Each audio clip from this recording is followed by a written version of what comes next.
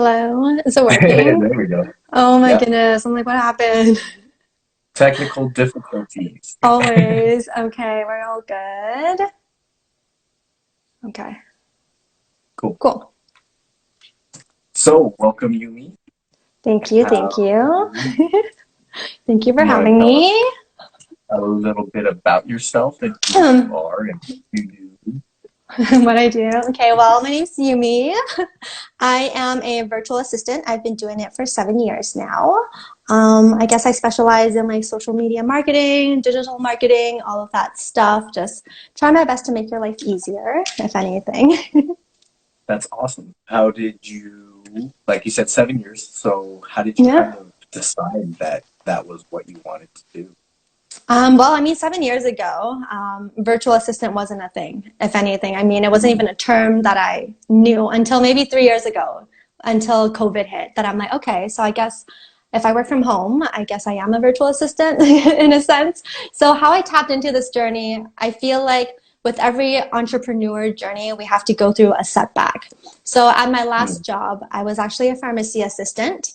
Long story short, I had to do the deliveries in the morning during that time, and I got into a really bad car accident. I actually got T-boned, and it took me mm. 4 to 6 months to recover. But I remember that day when I called my manager and just letting her know that, hey, I can't come in.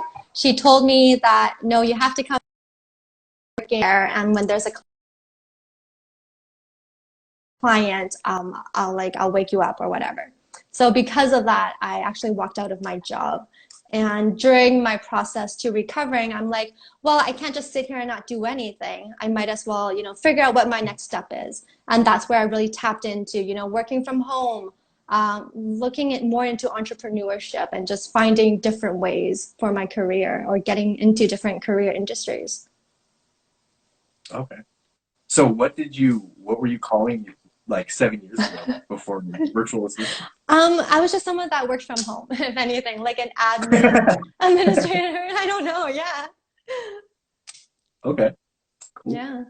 So you went from what was the title again at that old place? Pharmacy assistant. Okay. And this is after, because you mentioned you were doing veterinary work as well, right? Yeah. So I studied veterinary. I mean, during that time, I started doing my 9 to 5 when I was 15. I remember Oh working wow. 3 to 4 jobs. I worked 7 days a week. So, I mean, I was doing a lot of things. I was studying at the same time. I was studying for veterinary technology. I also studied for HR as well. So, I mean, during that time, it was just like I did veterinary for 11 years. On top of that, I was doing reception jobs. I was doing like pharmacy jobs. I was just trying to figure out, what career I really wanted to do and Yeah, what was my life purpose. that's that's awesome. And I can relate to that in the sense Yeah. that like is there's just so many things that we try or experiment with to see like do I like this? Am I good at this? And just kind of really just Hmm. exploring because um Yeah. I think especially starting at you said 15, Yeah. that's really young. So just kind of figuring out what you want to do later in life. Yeah, And exactly. I think I started one of my first jobs was at a dentist office, and I was Hmm. just doing like reception work and like some Yeah. sterilization stuff. And it was like, oh, this is really cool. This is Yeah. interesting, but it also wasn't like I didn't want to go to dental school because I knew Yeah, that would be like a exactly. lengthy process. But it was like something I could put in my tool belt of skill sets or whatever. And like over time, it was just hopping from different careers to different career, and it's just over time you pick up all these different skills. And Hmm. one of the I don't know if you guys can see, but that this is one of my Hmm. favorite quotes up here. The jack of all Hmm. trades is a master of none, but oftentimes better than a master of one. And we don't often Love hear that. like this half of that phrase, right? It's always like jack of all Yeah. trades, but Yeah. it's typically like, oh, that means you're not good at one thing. But with definitely with like entrepreneurial adventures, it's you kind of have to be a jack of all trades because Hmm. you're doing your own marketing, you're doing your own invoicing, you're doing your own Hmm. everything, right? Like Yeah, everything every goes into title. it. Exactly. Yeah. And so, like I've done graphic design work, I've done technical stuff on the computer with Excel, with, Google Docs, Google Sheets, all that stuff. And so Hmm. it ties into any business that, we can do or anything we touch, really, really, right? Yeah. So what, has any of that transitioned over to the virtual assistant side for you, like the Hmm. veterinary or the Not positions you have? veterinarian. I would say definitely I have clients in that field that I did. But I think the biggest thing is definitely HR, just because that's what I specialize in, right? Anything to do with onboarding, recruiting, SOPs, KPIs, all of that data, that's something that I do the most. I don't even, what does that mean? Let's see. Somebody asked, "Is graphic design fun?" It is, and it allowed me to do a little bit of creative work, but also replication. Because I'm not like an original person. Like I can't just create art out of thin air, but I can replicate stuff. Or if someone tells me, like, this is what I would like, and then creating that from their vision. Because I'm not really artistic. I don't know. How about did you like for your logo and stuff? Did you design that yourself, or is Yeah, I that did everything something myself. that But you? I think that was something, I mean, I was not creative that way. I never thought I would be until I Mhm. really started, I guess just doing research. I mean, practice, right? Everything. It's like Yeah. self-taught. And then that's where I really got into it because then I would have to handle different clients' account on social media and just change and understanding the brand tone and the colors and how to present themselves and everything like that. Yep. Hmm. Color marketing is very interesting, right? How we correlate Yeah. different colors with trust or whatever the qualities of a company, right? Yeah. Yeah, exactly. So did you do you know like Adobe Illustrator and like Photoshop and all that stuff? I played around with it, but I'm not at that level yet. I mean, if anything, I'm just like a Okay. Canva type of girl. Like I need Canva. I use it every single day. And I think that's a good enough skill for now. I mean, I can definitely Yeah. look into Adobe and everything like that, but yeah. It's crazy how like in depth and powerful that software is to the point Yeah. where it's like overwhelming. For There's sure. so many tools I just don't even know how to use or whatever. Yeah, So exactly. I just how do I create something simple, right? And you said Hmm. Canva? Canva. Yeah. Okay, Have you yeah. used it? Have you heard of it? I don't I don't think so. Really? You should look into it. Canva. Yeah. That's like I would say one of the biggest softwares or platforms you should use for any graphic designs. I can create logos there, brand kits there. You can create websites there. You can schedule your posts there on Instagram. Oh, Yeah, it's like an all-in-one ooh. platform. Yeah. Oh, that's awesome. I'm like, I was at first hesitant because like Adobe charges so much and you have to do like a monthly thing now. And so it's Yeah. like, I want to use it because I'm paying for it. But the fact that you can schedule and post, that's pretty cool. Because I used to use Yeah. like Hootsuite. Oh, Are you yeah, yeah, familiar yeah. with Who's be Hootsuite? super expensive. Oh, shit. When I was using it back when I had like, I used to have a vape company. Yeah.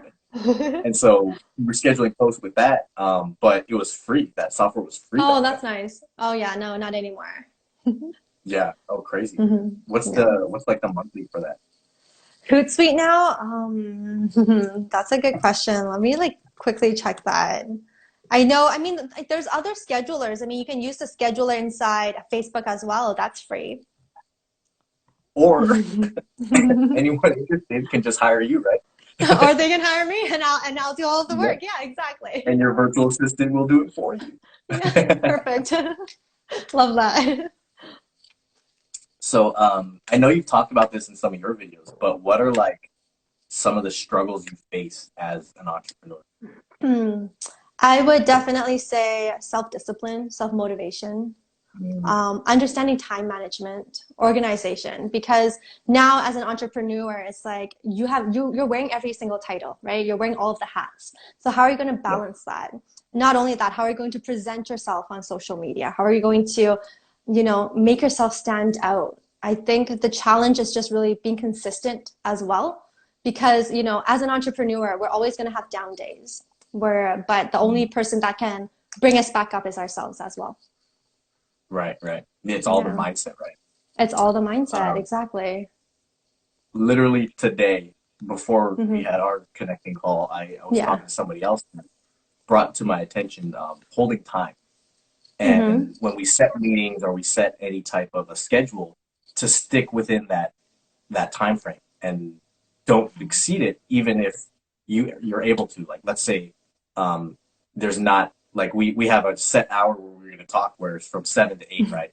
And so not Yeah. going past 8, even if neither of us had anything to do, just to hold time and build that kind of pattern of, Yeah. um, maximizing the time that you did set aside for something and avoiding procrastination or, not wasting time.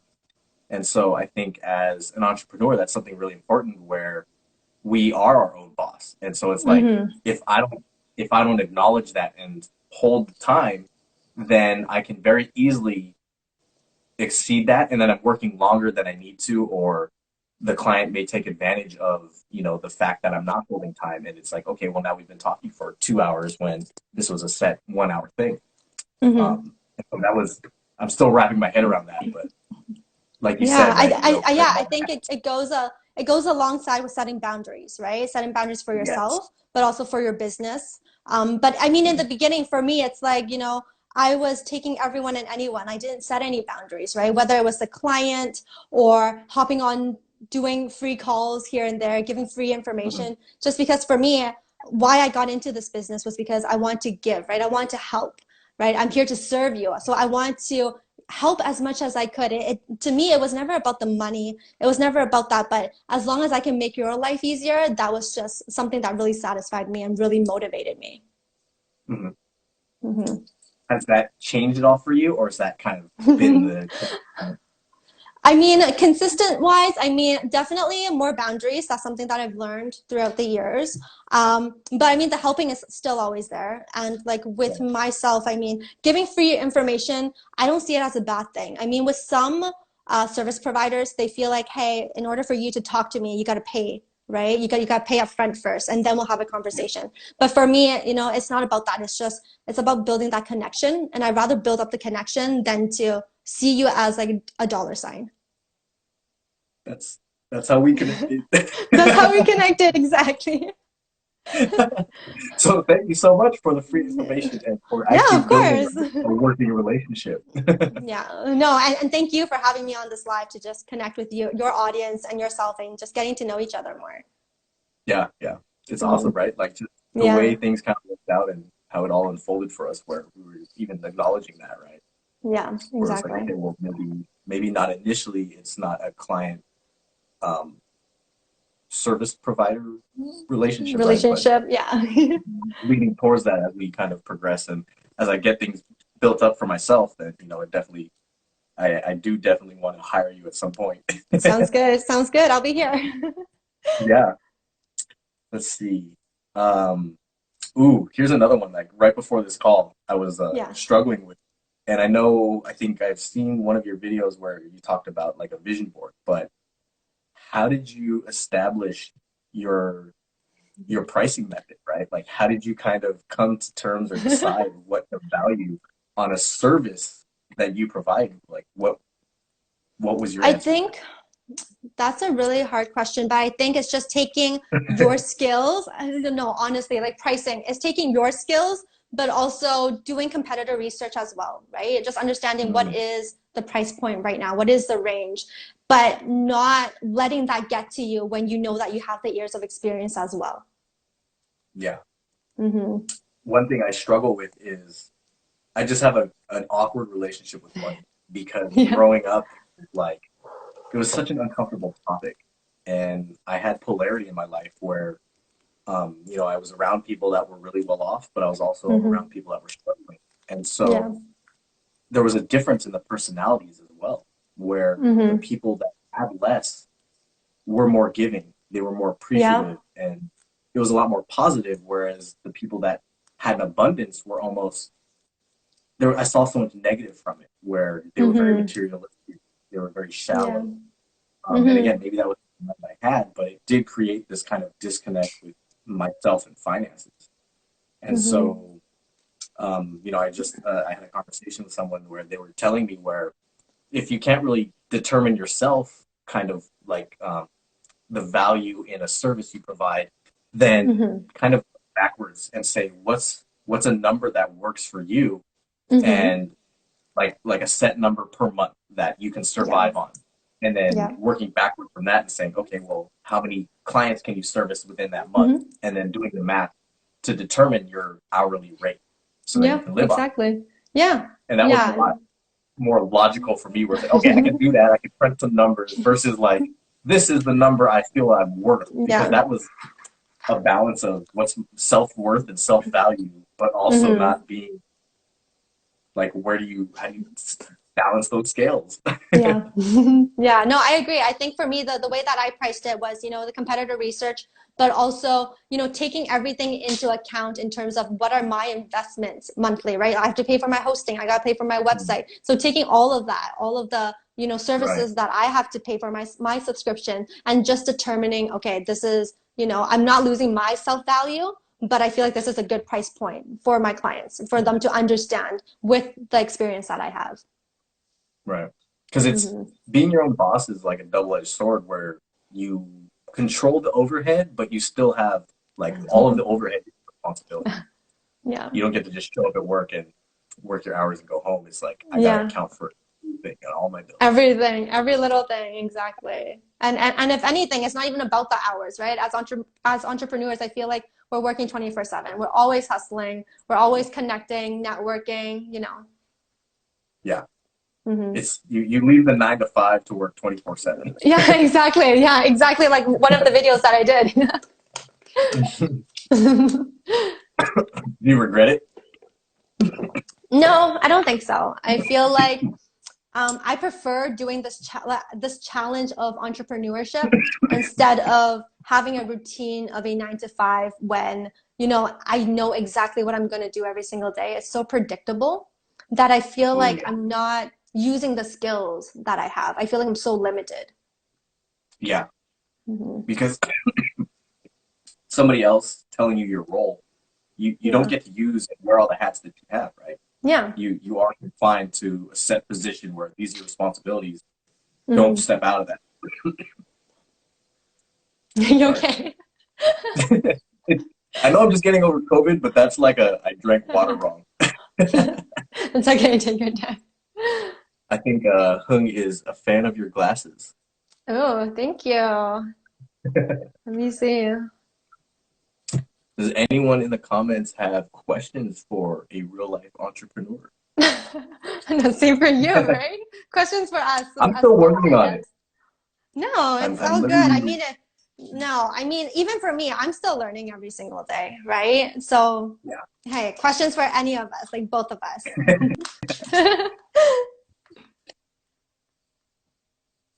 Let's see. Ooh, what was the hardest part about starting for you?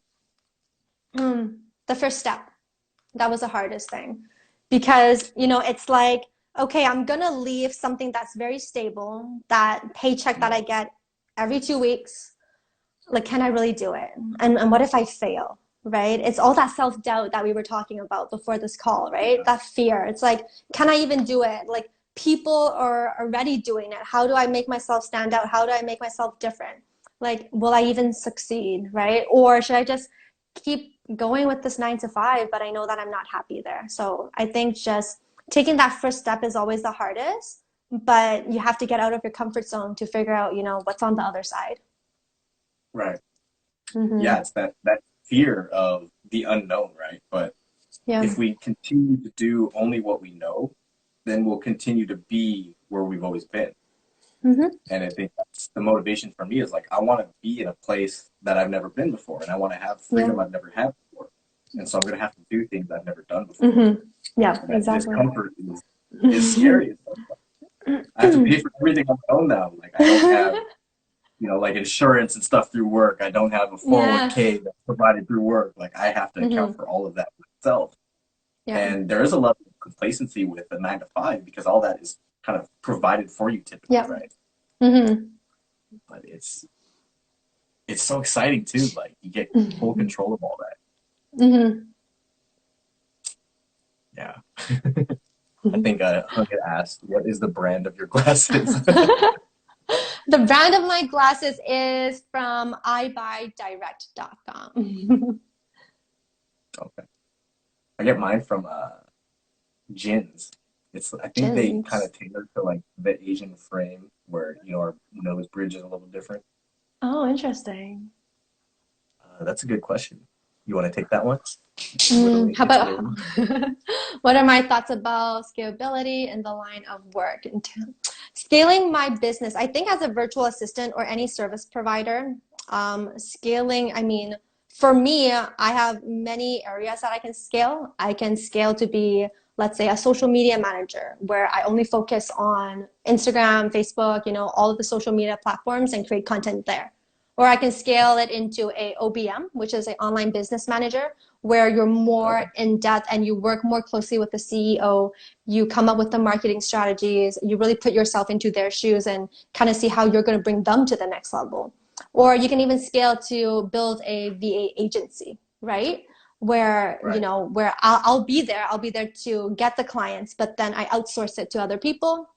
Or I can even, become a coach and I teach other people how to become a VA. Yeah. So I feel like, the line of work that you do, it's definitely scalable for sure. Yeah. It's cool too Mm-hmm. because it's really as creative as you can get. Yeah. Because like you said, right, like 7 years ago that the role didn't even exist. And Yeah. you created this from, your mind. Mm-hmm. Yeah. So the same goes with, moving forward and scaling it in the future. It's like, hey, how do you want it to go? Mm-hmm. I think with, my plan to do life coaching, it's very similar where Yeah. on one hand, I can only take so many clients a day, but in terms of the information and the knowledge, I can scale that Mm-hmm. with doing things like this, where, we do a Mm-hmm. live stream and we talk Yeah. about stuff and whoever's watching can gain value from that to the point where, it gets to the level of like TED Talk or something along those lines. Yeah. Mm-hmm. And yeah, the scale at that point is just who is willing to look and view it, right? Yeah. So that's pretty cool. And again, it's as creative as we can be in how, we create that. Is there aspects of being a virtual assistant that you kind of, are unique to you specifically that are like, something creative you came up with where it's like, I'm the only one doing this? I don't think so. I don't think there's anything specific. I think for me, one thing that I came up with, even though I am a VA, I am also a VA coach myself. So I do have a course as Mhm. well. But I think one thing that made my course really different from the rest is that I give my students clients. And the reason why I do that is because I believe in hands-on work. So for me, it's like I can give you all of the homework. I can give you the right videos to watch. I can give you or I can say the right words to you. But without you really trying it and having that hands-on work, you would never know if this industry is right for you. So I think that's one thing that I did differently when I offered my course is that, Yeah, that's awesome. you're a student to me and I'm here to take care of you. But I don't want you to just follow everything by the books, right? I want you to really go out there. So for me, it's like I'm gonna give you clients so then you can see, people in the same industry doesn't mean they want the same thing, right? I want you to Yeah. get a sense of how it is working with different people. What are the tasks that they need and figure out, what is your zone of genius? What is something that you want to specialize in? What is your niche? Interesting. So do you kind of discuss that with your clients beforehand where it's like, hey, I may kind of hand you off to Yeah. one of my students? Yeah, for sure. Yeah. That's awesome. That's actually, Mm-hmm. yeah, that's a very unique way of approaching it. And you know how we were talking earlier about, the culture, right? So you're in Canada, Yeah. I'm in the US, but the Yeah. culture in the US is always very competitive, where people Mm-hmm. aren't willing to share their resources, especially clientele. And Yeah. so for you to do that, that definitely, from the US perspective, is like unheard of, right? Like I don't know anyone that would just give over their clients to, especially Yeah, students. But exactly. Yeah. that hands-on learning is invaluable, right? And especially you Mm-hmm. being able to walk them through it and having an Yeah. existing relationship with that client already. That's amazing. Yeah. That's awesome. I like that. I think for me, one thing I'm trying to kind of do uniquely or differently is Yeah. I call my platform, I call it food for thought. And Yeah. I'm a foodie, and so I want to integrate, like food into the service I provide. So one of the services I do want to offer is having a conversation over a meal. And so it's less Yeah. formal and it's less restricted, kind of in like the formal sense of like, when I think of coaching or um, Mm-hmm. you're sitting there with a pen and paper taking notes and Yeah. listening to someone talking, almost like a lecture style. And I feel like Mm-hmm. that is not the learning style of everyone. And so I want Right. it to be more organic and kind of comfortable, right? And so Yeah. um, that's how I kind of came up with the name Food for Thought, where it's like, hey, we Hmm. go and wherever the client chooses. It can be at McDonald's or it can be at an upscale restaurant, like whatever Yeah. your comfort level is, and where you want to be present to have this. And Hmm. I think that is kind of unique to me and myself, and also just the way that I approach things, where I like to get personal and I like to be comfortable. So if I show Hmm. up in sweatpants at dinner, then Yeah. it's be Yeah. fine. Yeah, of course. So have you done that yet? Have you like talked with the client over food and just have like a really casual conversation? So the whole fear part, right? I don't Yeah. have official clients yet, but with Hmm. friends, right? I do it all the time. Yeah. Like when we go hang out Yeah. and we eat, if they bring Hmm. something up and we dive into it, then I let that happen. But Of course. um, it hasn't been like an official thing I've done yet. But Yeah. I'm trying to wrap my head around how to, I guess, market that with my services. Where Hmm. typically I think a lot of my clients will just want to do Zoom calls or Yeah. voice calls, but that is kind of the meat and potatoes of what I feel like I can offer. It's like, yo, let's sit down and have a meal and have a real conversation where we dive into the inner workings of our own minds. Hmm. And I'm excited to do that, like for the Yeah. first time with a client, because it'll Yeah. be super interesting.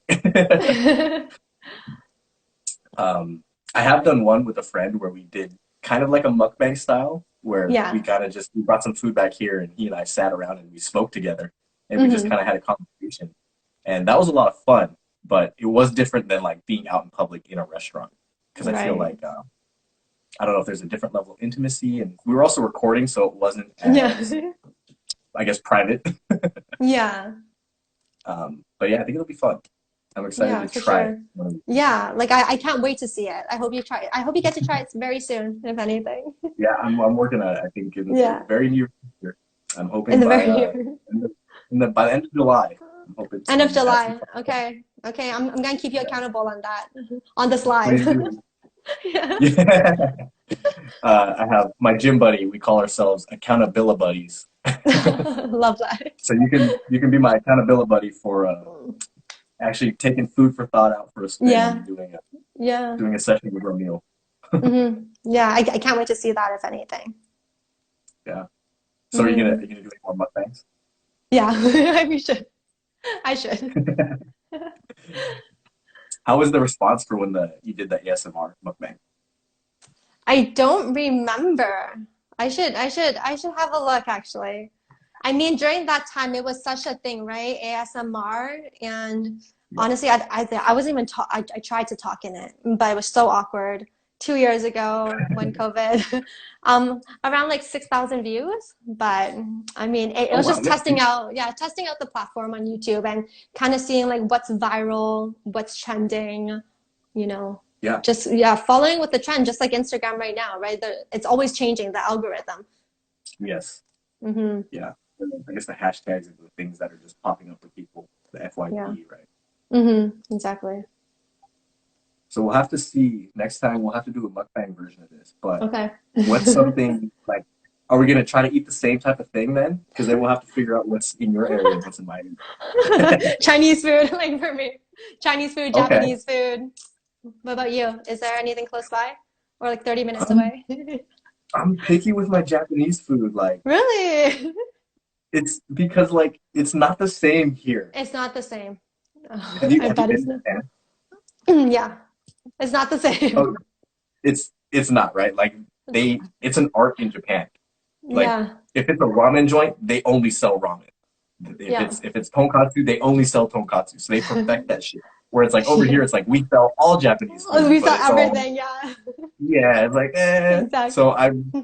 I'm hesitant to eat Japanese food in America because it had the real shit, and it's like Yeah, Taco Bell versus authentic Mexican food. yeah, no. It's not at that level. Not at that level, Chinese yeah. food I can do.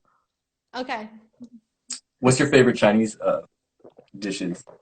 Chinese dishes. I'm more of a fan of Taiwanese food or Shanghai food Okay, because my background is actually in Shanghai as well.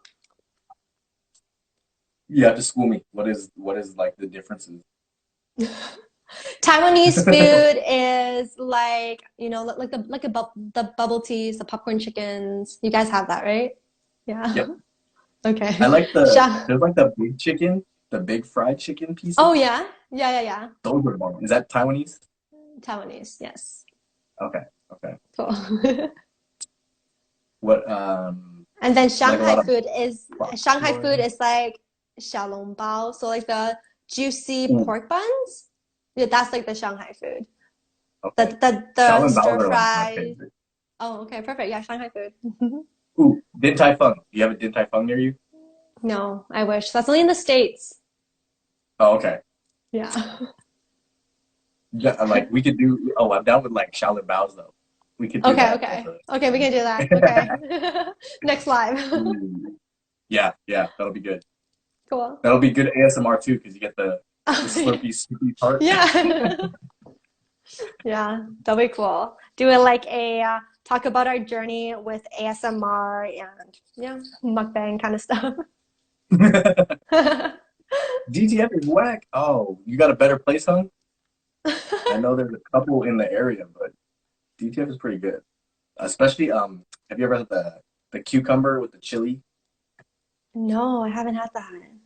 It's like thicker cuts of cucumber chunks. It's super Yeah. refreshing.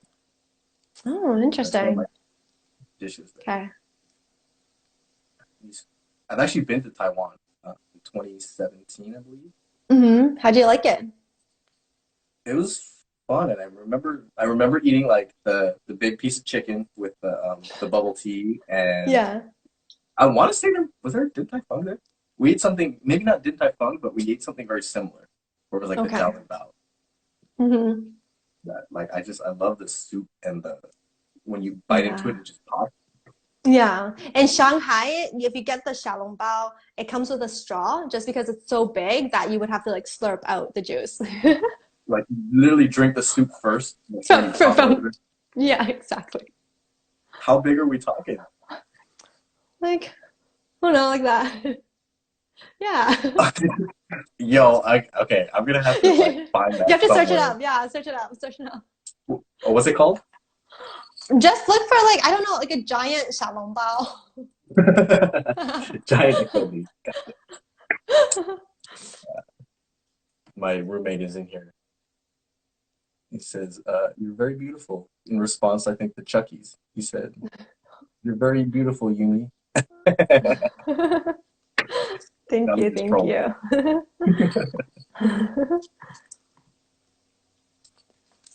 Giant XOD. What's your favorite like bubble tea? Favorite bubble tea? I'm more of a tea person, so like a jasmine green tea, like I'm good to Ooh, go. okay. Yeah, or like during summer season, like the slush, like a strawberry slush. Ooh, yeah, that's good. Yeah, I like yeah. the oolong milk tea. Oh yeah, yeah. That's nice. Yeah. I think one of the main things I brought back from Taiwan was I bought a bunch of like loose leaf green teas. Oh, very nice. Yeah. Are you a huge tea fan? Tea lover? I I am. I hmm I don't know. There's something different when you steep your own like loose leaf Yeah. teas. hmm There's there's some I found too, like in Japan, that are there's like aromatic fruit bits, and so it like Okay. rehydrates. Like the have you had the Oh, musket grape, like the green grape? no, I don't think so. No.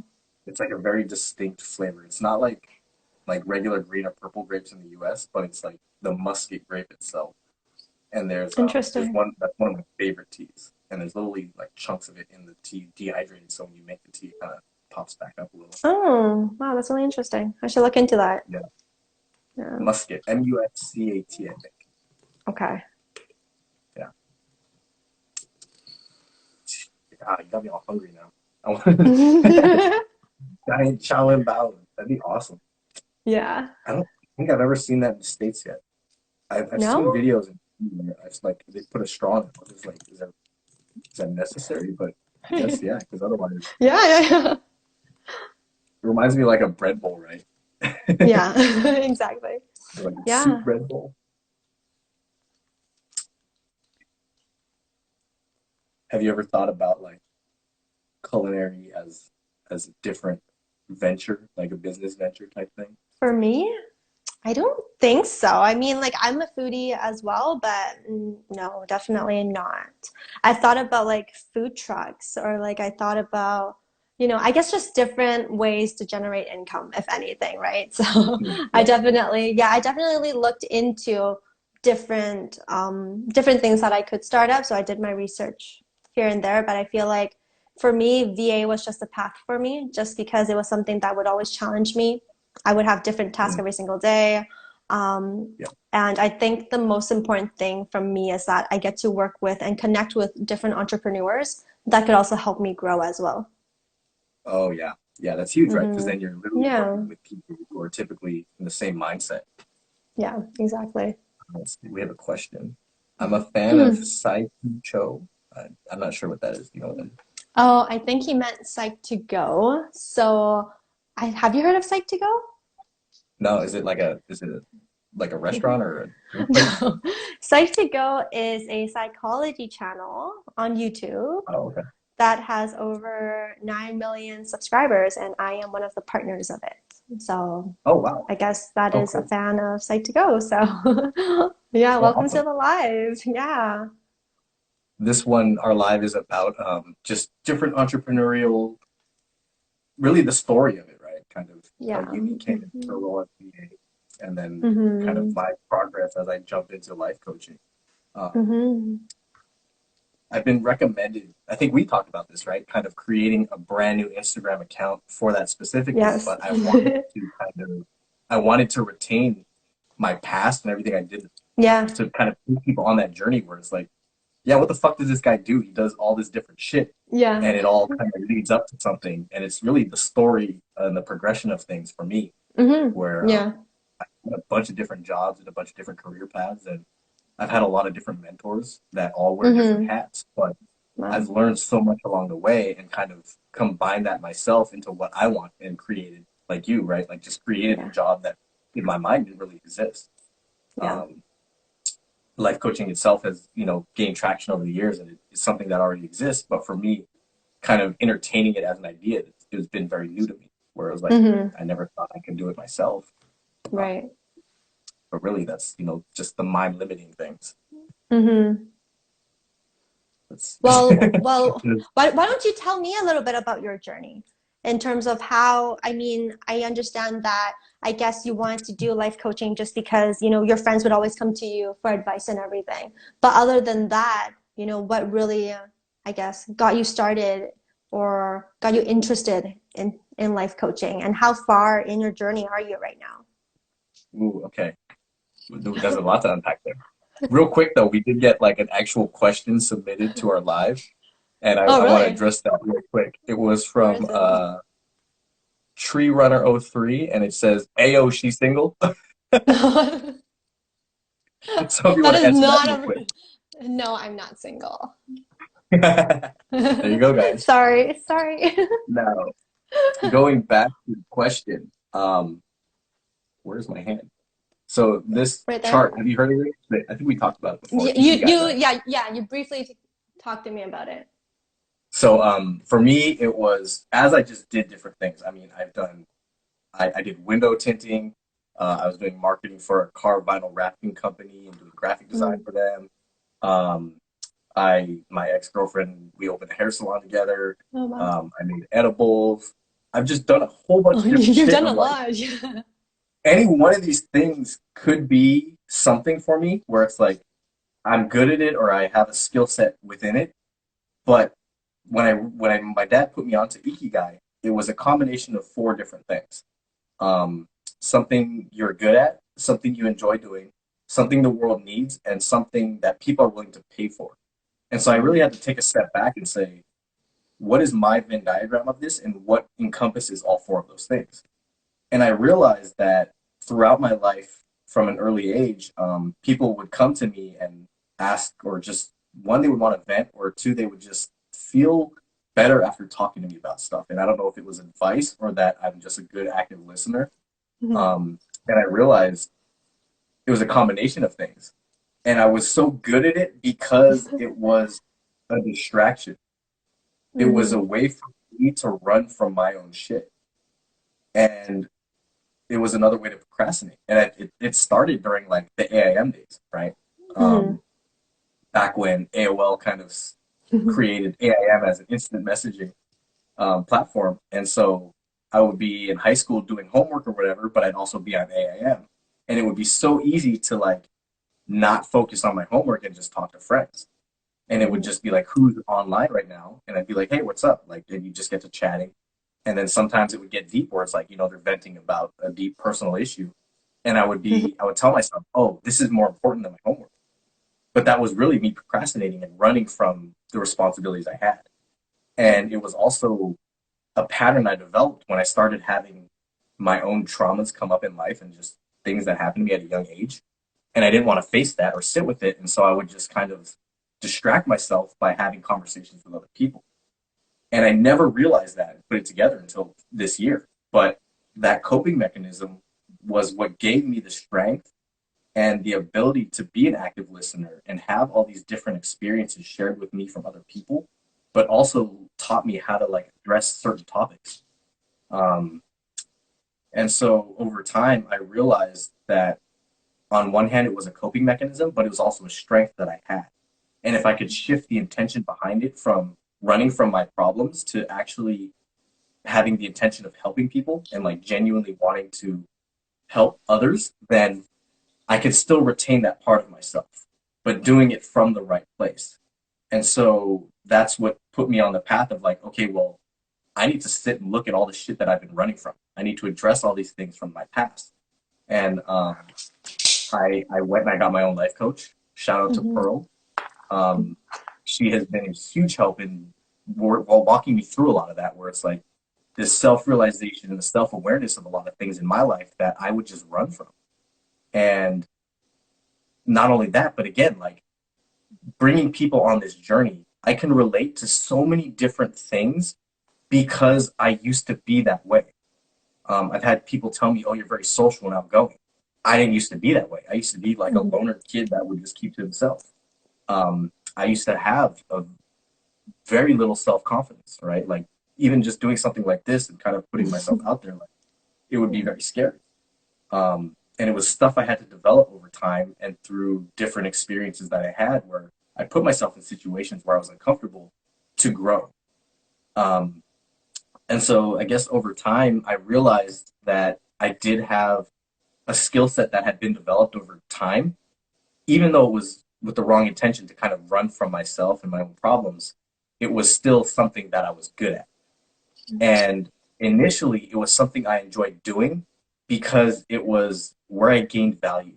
What I told myself was like, my value is based on how much I can provide to others. And so I had to rework that and say, I had to validate myself first. I couldn't keep going for external validation. And so reworking that, but still retaining that skill set was another aspect that I had to kind of overcome and conquer. Um, and that became something I'm good at and something I enjoy doing. Now, the parts that I'm struggling with and kind of getting over that hump of that fear is something people are willing to pay for, right? Mm-hmm. Because there's definitely a need for it in the world where Yeah.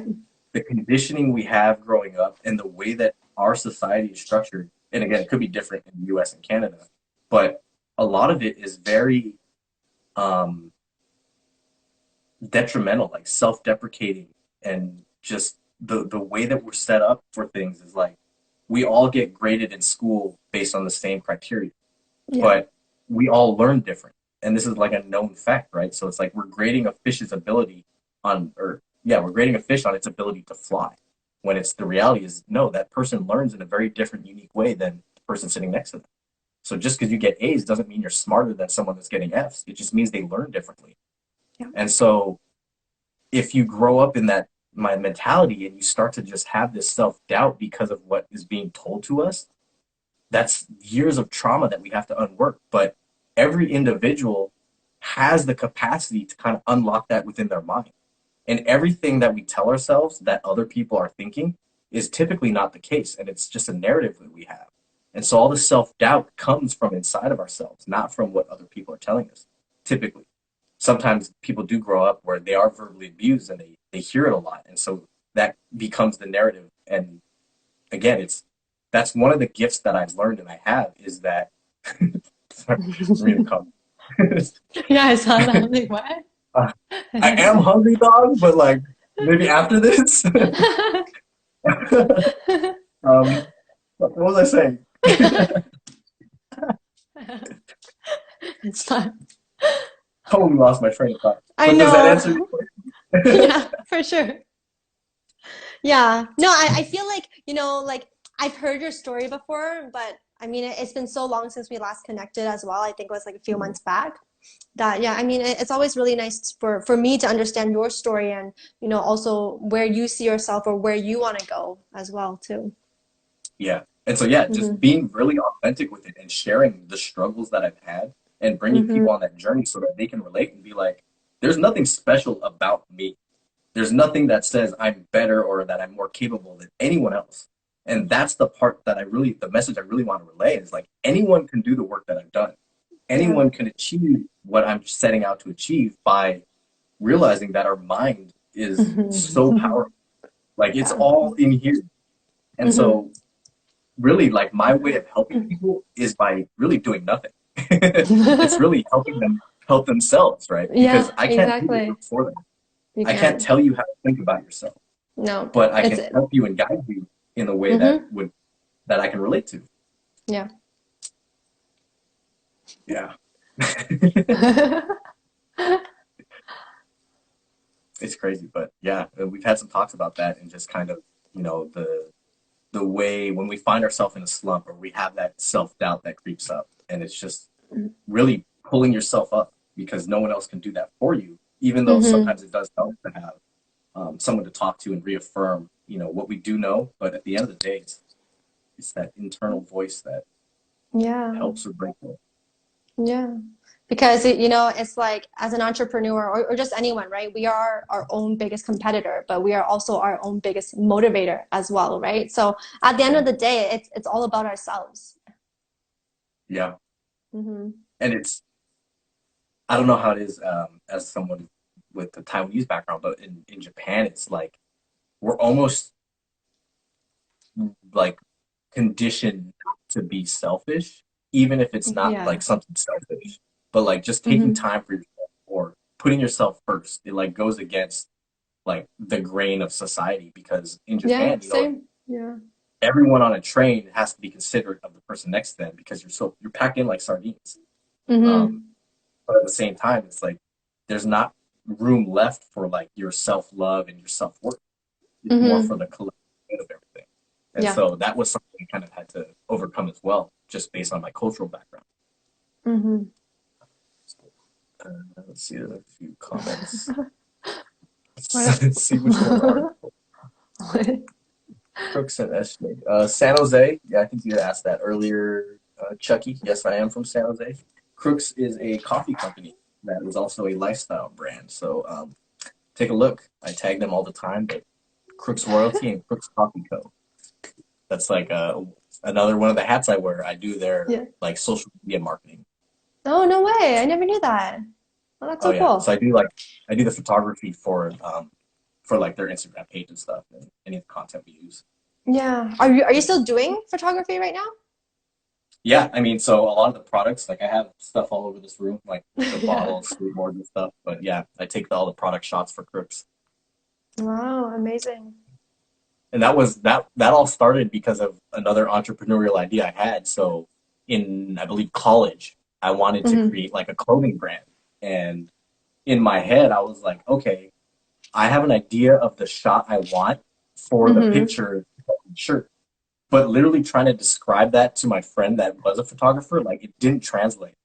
I'm like, I can Mm. envision it in my head, but I can't describe it well enough for him to capture it. So I was like, the only Yeah. way to do this is for me to pick up a camera and shoot it myself. Hmm. And so that's what I did. I bought a camera and I was like, I'm gonna learn. And I started with just doing like a photo a day, where it was Yeah. like I'm just walking around my house taking pictures of random shit I had laying. Yeah. And at this time, I had like a collection of knives, and so I started just posting that. And then Hmm. eventually, one of the tech companies actually hit me up and was like, "Yo, we really like your work. Can you like take photos for us?" And I was like, "Hell Wow. yeah!" And so they started sending me product, cold steel knives. So Hmm. they sent me a bunch of product, and I would just take photos for them, and then send it over, and then they let me keep all the product. So I have all these cool like Wow. knives and swords from them. That's like probably thousands of dollars worth of kit. And that was really where like, it started for me to kind of get into photography. Mm-hmm. And then I started doing kind of some stuff with guns, and I actually was working with a firearm company in the local area, Mm-hmm. Red Skull Tactical. They've since closed down, but I'm still in contact with the owner. We're still good friends. Wow. But that was it. Just opened up a bunch of opportunities for me, and I was able to connect. And there was actually I did there's a couple magazine articles or like web articles that they use my content, so that was pretty cool. Yeah, that is really cool. I don't claim myself as like a published photographer, but I like to. In the back of my mind, I'm like, I have articles that exist, so Yeah. kind of. Yeah. And I think if anything, these are the things that you want to showcase on your Instagram too, right? Just telling or talking about your whole journey, about how you got here as well. Yeah, I mean, it is all part of that journey, right? Where it was like, okay, Yeah. well, that was the mindset I had at the time, and that's carried over to now, where it's like, if I can't find someone else to outsource the work to, then it's like, okay, fuck it, I'm gonna learn it myself, and Yeah. it's another hat I'll put on. Yeah. That's exactly kind of like the thing that you showed me earlier where you wrote down all of your skills, right? Oh yeah, Yeah. my list of a jack of all trades skill sets. Yeah. Yeah, exactly. I wanted to get to like double rows, but No, just keep going. Keep going. Keep adding to it.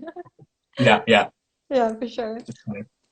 So again, with keeping time, right? We're at about 5 minutes left. So Go. again, I think I got so like caught up in our previous conversation before going live that I forgot to Hmm. like record at the very beginning.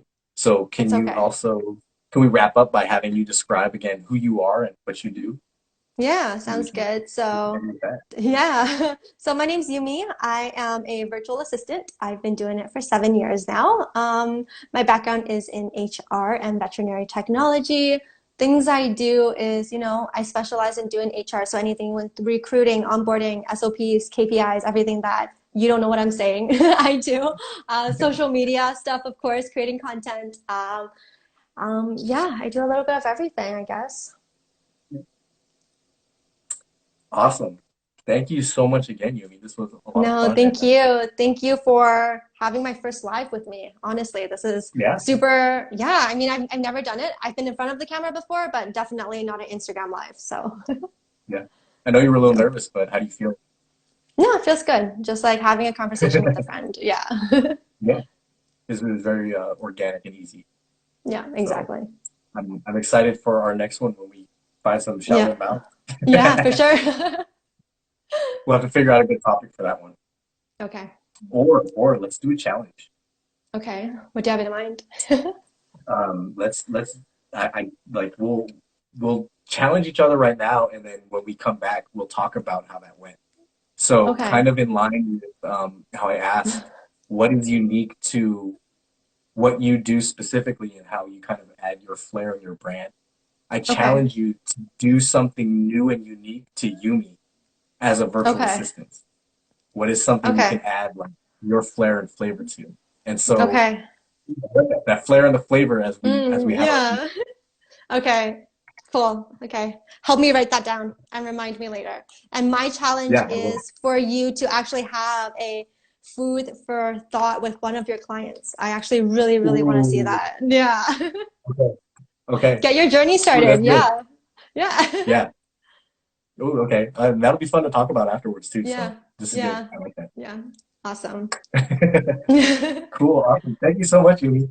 Thank you We'll so take much those for your time as challenges and well. then, yeah, we'll reconnect. And how long do you think? Maybe like a month? A month. Yeah, let's do it. Yeah. Okay. Yeah. Okay, cool. Thank you. Yeah. All right. I'll end the live now. And thank you so much. I'll be in touch. Okay, bye.